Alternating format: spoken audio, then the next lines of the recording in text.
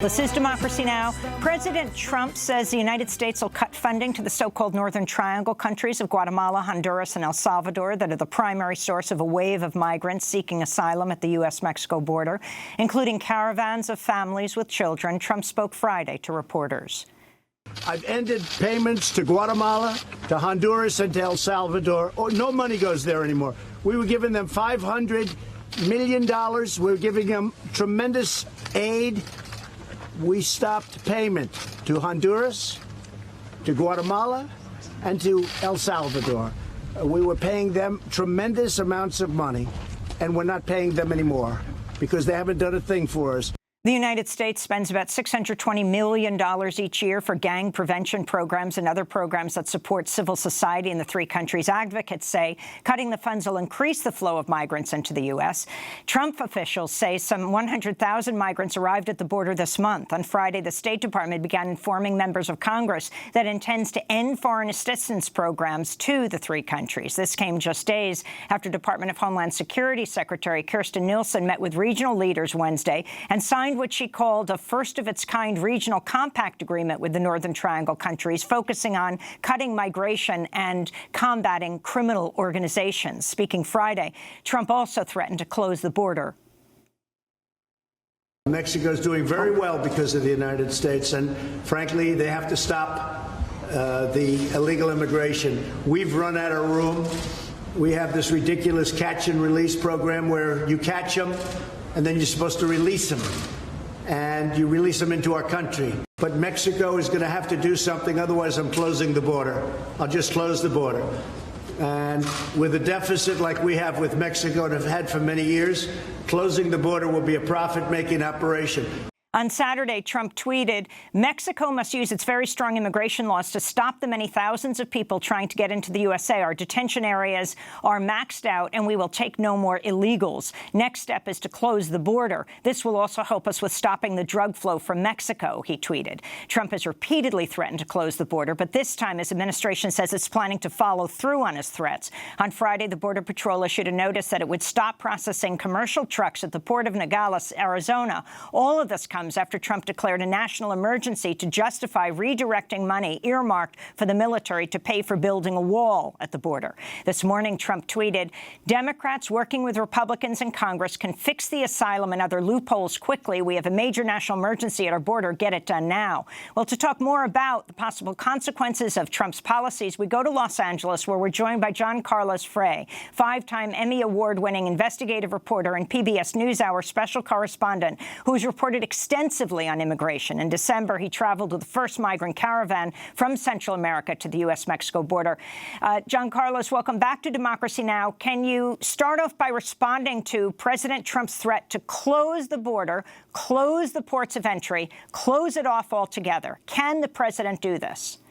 Well, the president does have the ability to do such. I mean, if he can declare a state of emergency and close the border, that's within the purview of the executive branch of government. But to actually do that isn't really going to resolve the problem. The issue is not that people are coming through the ports of entry. These are caravans primarily that are filled with people who are seeking asylum. This is a perfectly legal process. They are presenting themselves at the border to border officials, asking if they can make a claim of asylum. We actually have a process by which we allow people to make a claim. Those claims are taken a look at by officials in the United States to see whether those claims are credible, a perfectly legal process. So closing the border isn't really going to hurt the caravans, isn't really going to hurt the migrants who are seeking asylum. It's only going to hurt the people who come across the border legally. If you go to a port of entry, you probably have the paperwork to get back and forth. So if he's closing the border, he's actually going to hurt people who are coming back and forth with proper documentation. I don't really understand the process. It seems like an alarmist approach just to bring focus to the border, maybe so that he can increase tension and declare this state of emergency, which really doesn't even exist. Mexican President Andrés Manuel López Obrador responded to the development saying, "We're going to help to collaborate. We want to have a good relationship with the government of the U.S. We're not going to argue about these issues." Your response to what Mexico is saying? Well, Mexico is actually a little bit more sympathetic to migration than the United States. They understand that the reason that people are coming through Mexico to the United States is because they don't have options. So it's a smart thing to try and work together. I don't know why the President of the United States isn't working with the country of Mexico and with the leaders of the Central American countries instead of closing the border, sending the National Guard, building a border wall. This is all to sort of seal us off from the rest of the world without actually working with these countries to see what the issues are. The crisis is not at the U.S. Mexico border. I'm not saying that there aren't people who are trying to get into the United States, and there aren't a lot of people. There is a situation at the U.S. Mexico border, but the crisis is actually in Central America. There are serious problems in these countries, and we have to take a look at why people are coming. That's where the crisis really is. Before we go to President Trump threatening to cut off aid to these countries, I wanted to go to El Paso, Texas, where Border Patrol officials said they're overwhelmed by the number of families crossing to seek asylum. Video footage showing hundreds of migrants being held under a bridge surrounded by chain-link fences as temperatures dipped in the 40s. Over the weekend, officials said they removed the families, but critics said they just relocated them to another side of the bridge that's harder to see.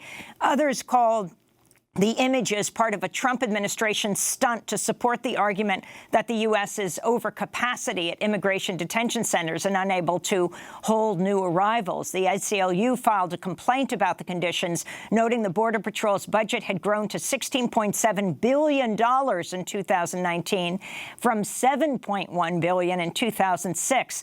The complaint reads, the detention of migrants for multiple nights in outdoor detention pens is an unprecedented and extreme violation.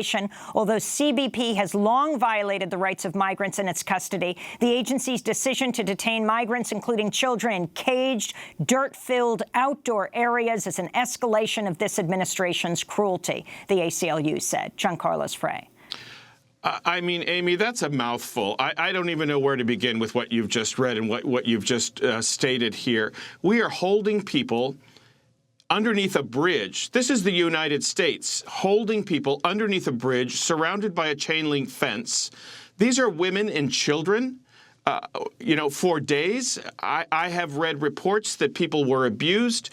There were racial slurs thrown at them. They were called illegals. Many of these people are seeking asylum. They're not even illegal. I don't understand how the United States can hold people under those conditions. There are protocols. There are regulations by the way that the United States is supposed to handle migration and people coming to the United States. Whether they enter with documents or not, we're supposed to hold them under humane conditions. We're supposed to feed them properly. We're supposed to provide medical attention. These are regulations that the United States has on the books. So by actually creating some sort of a dog kennel to hold people is unheard of. I've been reporting on the border for over a decade, and I've never heard of such a thing. I don't know if we're at capacity. I don't have access to that information. But this is a phenomenon that happens every year. There is a surge around this time of the year of migration. It's not more people than we're used to seeing. Record numbers we used to see back in early 2000s, 1.6 million people in the year of 2000. We're at about 600,000 people right now. So the fact that we're at capacity doesn't quite make sense because we're at about 1 million less apprehensions than we were about 20 years ago. So if you're a Border Patrol agent or if you're CBP, you're going to know that there's going to be a surge in the spring. That's when most people come. They come before it gets too hot.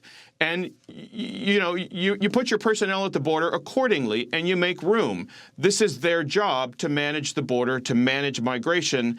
And the fact that they're having to hold them under the bridge is either incompetence or it's the administration trying to create some sort of false drama that there's an emergency or that there's a crisis. I really don't understand the way that this administration is managing the border. It's shameful.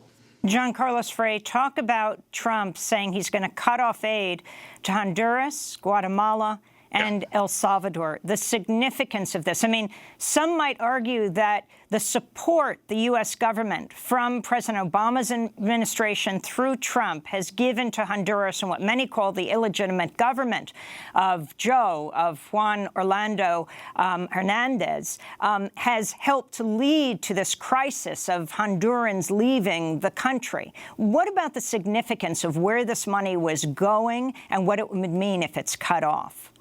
It's my understanding that the Obama administration signed a deal with the Central American countries, Honduras, El Salvador, and Guatemala, to provide an aid assistance program to the tune of about $1 billion. These are programs that are funded by the United States and implemented by the United States. This isn't money that is dumped into the country and isn't money that's handed over to the governments. These are U.S. workers who are working alongside these countries trying to implement programs such as entrepreneurship, trying to mitigate crime caused by gang violence, even some assistance for food programs.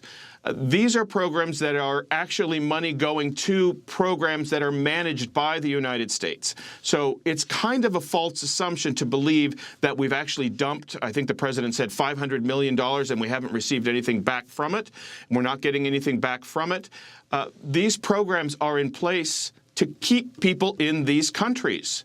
The reason that people are coming is because there's no jobs, there's no food, there's a crisis there as well, there's extreme violence. Yes, the governments are corrupt, so people are fleeing. So the money that the Obama administration has given is for programs to help people keep themselves in country.